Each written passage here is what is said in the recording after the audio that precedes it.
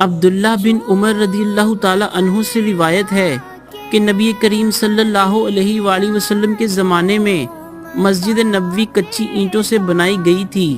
اس کی چھت کھجور کی شاخوں کی تھی اور ستون اسی کی کڑیوں کے۔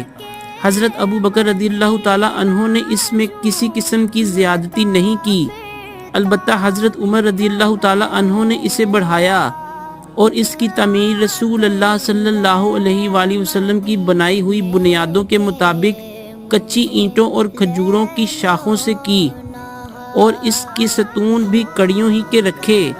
پھر حضرت عثمان غنی رضی اللہ تعالی عنہ نے اس کی عمارت کو بدل دیا اور اس میں بہت سی زیادتی کی۔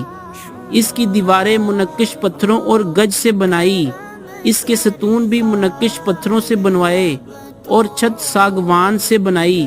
صحیح بخاری حدیث نمبر 446۔